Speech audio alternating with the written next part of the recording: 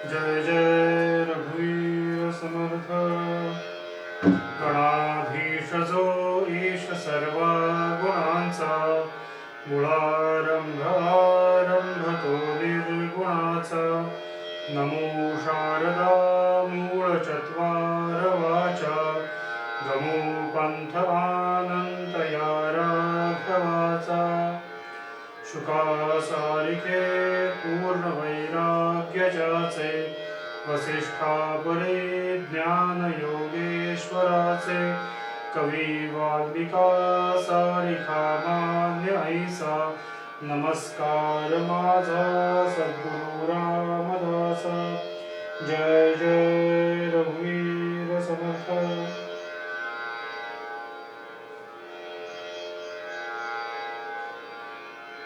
नारद भक्ती सूत्रातील पहिली 6 सूत्र आपण बघून झालो.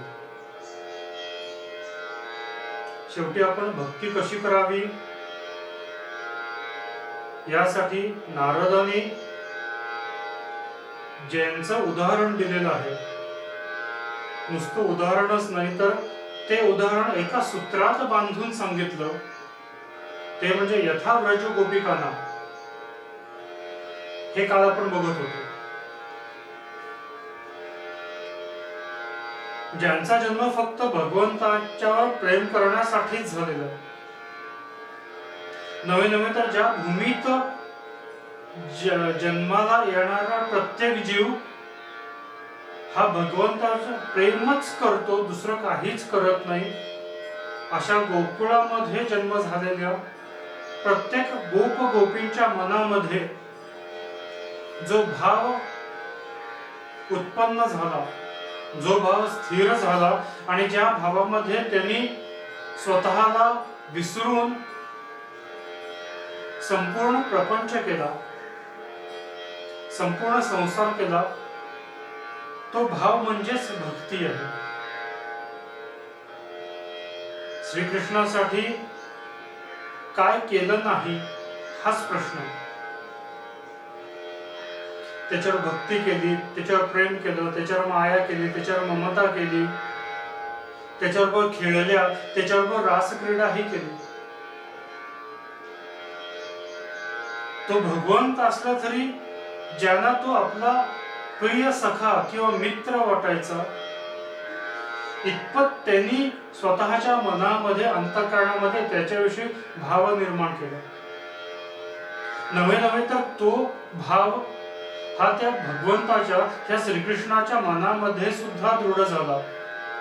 आणि तो भाव म्हणजेच भक्ती आहे. तो भाव म्हणजे सख्यता आहे आणि सख्यता म्हणजेच भक्ती आहे. लक्षात घ्या, ह्या मित्राबरोबर गायी घेऊन रानावनात चरायला जायचं, त्याच्याबरोबरच गोपाल काला खायचा, त्याच्याबरोबरच पाण्यामध्ये जलक्रीडा करायची, पाण्यात खेळायचं,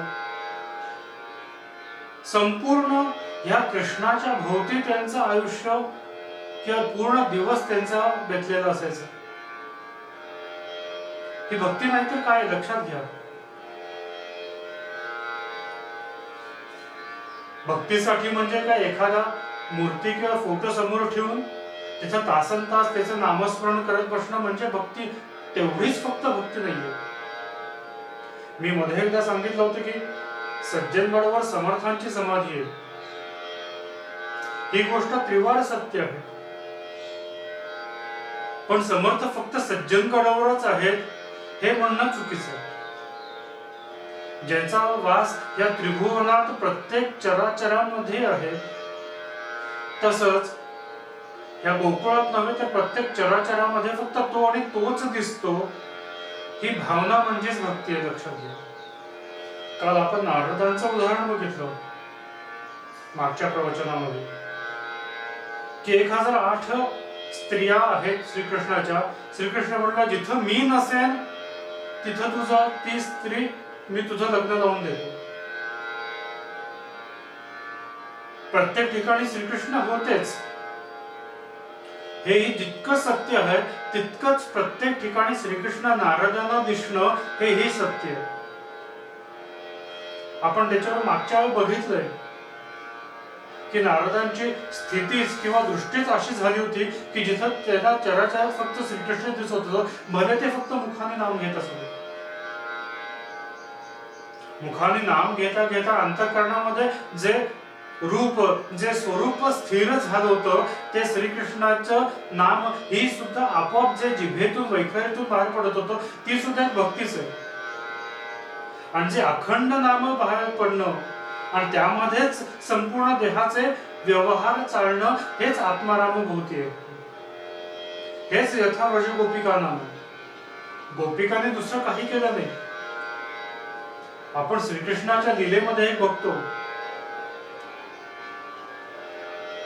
की श्रीकृष्णाने गोपिकांची वस्त्र चोरली. ज्या बाललीला आहेत कृष्णाच्या, की जे आपण अत्यंत आवडीने, अत्यंत भक्तिभावाने ऐकत असतो. श्रीकृष्णाने गोपिकांची वस्त्र घेतली. लक्षात घे, वस्त्र म्हणजे काय आहे शेवटी? वस्त्र म्हणजे लज्जा रक्षणाचं कापड आहे किंवा लज्जा रक्षणापुरतं काही साधन आहे. मग शेवटी लज्जा तरी काय आहे? लज्जा म्हणजे दुसरं तिसरं काही नसून फक्त इंद्रियांची झालेली किंवा देहाला असलेली जाणीव आहे. दुसरं काही नाही. ही जाणीव आणि ही लज्जा जर श्रीकृष्णाने गोपिकांची काढून घेतली, म्हणजे काय काढून घेतलं? जे त्यांना श्रीकृष्णामध्ये आणि त्या गोपींच्या मध्ये आणि त्यांच्या एकरूपतेमध्ये जे आड येणारे षड्रिपू आहेत, देहबुद्धी आहे, विषय आहेत, विकार आहेत, हे श्रीकृष्णाने आपोआप आपल्याकडे काढून घेतले. आणि जे उरलं ती फक्त अवधूत अवस्था आणि आनंद अवस्था आहे. ही अवधूत किंवा आनंद अवस्था जी आहे, तीच गोपिका आणि श्रीकृष्णामध्ये ऐक्य किंवा अद्वैत निर्माण करण्याची ठरली. फक्त तिथं त्या गोपिकांच्या आणि श्रीकृष्णामध्ये भगवंत भक्त हा भाव न राहता सख्य भक्ती निर्माण झाली. तो माझा सखा आहे हेच झालं. त्यांच्या भक्तीचं वर्णन करताना कबीरदास म्हणतात की कबीर कबीर क्या कहे जाओ जमुना के तीर. कबीर कबीर क्या कहे जाओ जमुना के तीर, एक एक गोपी के प्यार में बह गए लाखों कबीर. कबीर म्हणतात की माझी भक्ती तुम्हाला सर्वश्रेष्ठ वाटते किंवा मी सर्वश्रेष्ठ भक्त वाटतही असेल तुम्हाला, पण कबीर हा काहीच नाहीये. तुम्ही त्या यमुनाच्या तीरावर जाऊन बघा. त्या एक एक गोपिकांची तुम्ही जर अवस्था बघितली, त्यांच्या मनातले भक्तिभाव बघितला, तर माझ्या भक्ती ती तुम्हाला काहीच लागणार नाही. माझ्यासारखे लाखो कबीर सुद्धा त्या भक्तीमध्ये वाहून जातील असेल. एका ठिकाणी असं म्हणलेलं आहे की प्रवाहाच्या बरोबर जे धावते किंवा प्रवाहाबरोबर जातात त्याला धारा म्हणतात, आणि जी प्रवाहाच्या उलटी धावते तिला राधा म्हणतात. लक्षात घ्या, ही प्रत्येक गोपी म्हणजे प्रत्येक राधा आहे. दुसरी राधा ही एक फक्त माध्यम घेतलेलं किंवा एक भक्तीचं मूर्त स्वरूप आलेलं आहे. जसं समर्थांचे जे भक्त आहेत, कल्याण स्वामी असेल, उद्धव स्वामी, वेणा स्वामी आहेत, अक्का स्वामी आहेत, दिवाकर गोसावी आहेत, समर्थांचे भरपूर त्यांच्या जवळचे भक्त आहेत. पण हे भक्त म्हणजे नेमकं काय आहे? माझ्या मते समर्थांचे जे काही विशेषण आहेत, समर्थांच्या अंगी जे जे गुण आहेत, ते प्रत्येक गुण प्रकर्षाने हे मूर्त स्वरूप किंवा सगुण रूप धारण केलेले हे त्यांचे शिष्य आहेत. विचार करून बघा. कल्याण स्वामी, उद्धव स्वामी, वेणा स्वामी, अक्का स्वामी हे म्हणजे नुसतं भक्ती, वैराग्य, कार्य, राजकारण म्हणजे दिवाकर गोसावी आहे. प्रत्येक शिष्य हा समर्थांच्या प्रत्येक विशेषणाचं माध्यम आहे किंवा त्याचा तो प्रतिनिधित्व करतो. तसंच ही राधा जी आहे, ही या गोपिकांच्या भक्तीचं प्रतिनिधित्व करणारी एक सगुण रूप धारण केलेली स्वतः भक्तीच आहे. शेवटी भक्तीला सुद्धा कधीतरी असं वाटलं असेल की मला सुद्धा माझं स्वतःचं रूप सोडून, स्वरूप सोडून ते सगुण रूपामध्ये असलेल्या भगवंताला सुद्धा सगुण रूपात भेटण्यासाठी प्रकट व्हावं. आणि हे ज्यावेळेला प्रकट होणं होतं तेव्हा ते भक्ती सुद्धा स्वतःचाच राधा या रूपामध्ये प्रकट झाली असावी.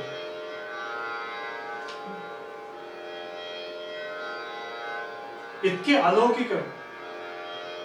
म्हणून नारदांना स्वतः सांगावं लागलं की यथा व्रजगोपिकांना, व्रजामध्ये असलेल्या प्रत्येक जीवानी ज्या पद्धतीने भक्ती केली, ज्या पद्धतीने त्यांचा भाव होता, ज्या पद्धतीने श्रीकृष्णांची त्या भगवंताच्या त्या षडगुणैश्वर्य संपन्न रूपाशी सख्य केलं, तो माझा आहे हा भाव जिथं स्थिर झाला तोच आत्माराम आहे, तोच आत्मारामभूती आहे. नाथ योनी सहस्रेषु येषु येषु व्रजाम्यहम तेषु तेषु अचला भक्ती रच्युतास्तु सदा त्वयि. लक्षात घ्या काय म्हटलेलं आहे, हे नाथ अनेक सहस्रावधी योनींमध्ये भले माझा जन्म हो, अक्षरशः एकदम क्षुद्र जीवामध्ये सुद्धा माझा जन्म झाला, पण ज्या ठिकाणी माझा जन्म होईल त्या ठिकाणी फक्त तुझी आणि तुझीच भक्ती करण्याचं स्फुरण मला होऊ दे, तुझ्याच भक्तीमध्ये अखंड मला राहू दे, तुझ्या भक्तीमध्येच ह्या देहाची सार्थकता होऊ दे, हीच इच्छा मी करते. असंच हे वृंदावन आहे, असाच व्रज आहे. तिथं गेलं की प्रत्येक ठिकाणी फक्त भक्ती हाच भाव उत्पन्न होतो आणि कृष्ण हा माझा भगवंत नसून, ह्या जगाचा पालक नसून हा माझा सखा आहे, हा माझा जवळचा मित्र आहे, हीच भावना निर्माण होते. आणि ही भावना म्हणजेच आत्मारामभूती आहे. आणि या भावनेत सदा डुल्लत राहणं म्हणजेच मत्तभूती आहे. पहिले 6 जे सूत्र आपण बघितली, ही सूत्रातला प्रत्येक गोष्ट ज्यांना लागू होते किंवा जी प्रत्येक गोष्ट ज्यांनी जगली आहे ती म्हणजे गोपी आहेत. म्हणून नारदांना ते सूत्र सांगावं लागलं की त्यातलं ज्ञान कळलं नाही तरी चालेल, ते कसं करायचं कळलं नाही तरी चालेल, त्यातली सूक्ष्मता कळली नाही तरी चालेल. मग काय करा शेवटी, यथा व्रज गोपिकांना, ज्या पद्धतीने गोपी वागल्या त्या पद्धतीने तुम्ही वागा, म्हणजे ती भक्ती आहे. लक्षात घ्या. मग गोपी वागल्या तरी कशा,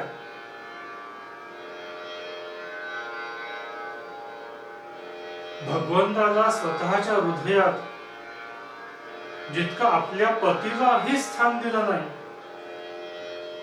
त्याच्याहून अत्युच्च पदावर त्यांना बसवलं. घरची सगळी कामं झाली तरीही किंवा करत असताना सुद्धा ज्याचं स्वरूप ज्यांच्या मनामध्ये कधीच विरळ झालं नाही, असं प्रत्येक क्षण आणि क्षण, प्रत्येक निमिष आणि निमिष ज्याच्या चिंतनामध्येच त्यांनी घालवला, असा तो श्रीकृष्ण आहे आणि अशी त्याची भक्ती आहे. चैतन्यानंद नावाचे एक थोर पुरुष होऊन गेले. त्याने त्यांच्या एक प्रवचनामध्ये एकदा सांगितलं होतं की आम्ही आमच्या प्रवचनातून किंवा आमच्या प्रबोधनातून बऱ्याच वेळेला सांगतो, चांगल्या गोष्टी सांगत असतो, ज्ञानही सांगत असतो, पण तरीही जी प्रपंचात गुंतलेली व्यक्ती आहेत, प्रपंचातल्या ज्या माणसं आहेत, त्यातला 1% सुद्धा घेत नाहीत. आम्ही इतकं तीव्रतेने आणि मनापासून सांगत असतो, पण नुसत्या त्या लहान मुलीला आईने चेष्टेने सांगितलं की हाच तुझा पती आहे. ही नुसतीच चेष्टा केली आणि तिने सत्य मानली आणि त्या सत्यतेवरच त्या चेष्टेतून ती उद्धरून गेली. लक्षात घ्या, आई अंथरुणाला खेळलेली होती आईचा अंतकाल समीप आला होता. अशा वेळेला तिला स्वतःच्या मुलीची काळजी लागली होती.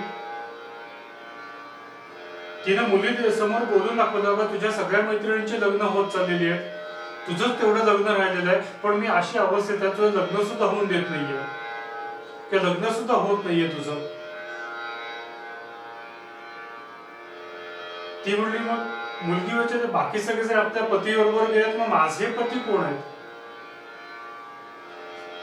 त्यावेळेस ती आई चेष्टेत म्हणते की तुझ्या हातातली जी मूर्ती आहे ना, तेच तुझे पती आहेत. लक्षात घ्या, त्या मूर्तीला त्या दिवसापासून तिनं आपलं सर्वस्व मानलं. इतकं सर्वस्व मानलं की ती त्यामध्ये सदेह विरघळून गेली, सदेह विलीन झाली. देहबुद्धी त्या ठिकाणी लीन झाली आणि सर्व अष्टसात्विक भाव जे आहेत ते त्यामध्ये ओतप्रोत निर्माण झाले आणि त्या श्रीकृष्णामध्येच ती पूर्णतः भक्तिमय झाली. ती म्हणजे मीरा. मीरेचं चरित्र आणि भक्ती अलौकिक आहे. ज्या श्याम रंगात, ज्या लाल रंगात, ज्या हरी रंगात ती रंगली आणि तरीही भक्तीचा स्वतःचाच रंग असा तिनं निर्माण केला, अशी अत्युच्च पदावर गेलेली ती मीरा आहे. उद्धव एका ठिकाणी म्हणतात की वंदे नंद वजस्त्रीणाम पादरेणो भिक्षणशः यासां हरि कथोद्गीतम पुनाती भुवनत्रयम. ह्या नंददेव व्रज भूमीतल्या सर्व स्त्रियांना मी नमस्कार करतो. मी नतमस्तक होतो त्यांच्या पुढे, की ज्याने त्यांच्या आयुष्यामध्ये, या जीवनामध्ये प्रत्येक श्वासोश्वास घेताना भक्तीशिवाय दुसरं काहीच केलं नाही. मग व्रजस्त्रींची आणि मीराची भक्ती तरी कुठे होती, कितपत होती,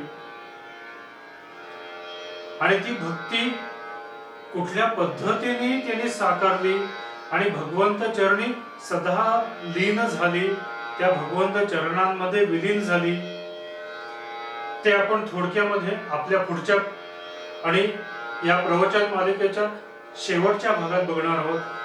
आज इथेच विश्रांती घेतोय. जय जय रघुवीर समर्थ.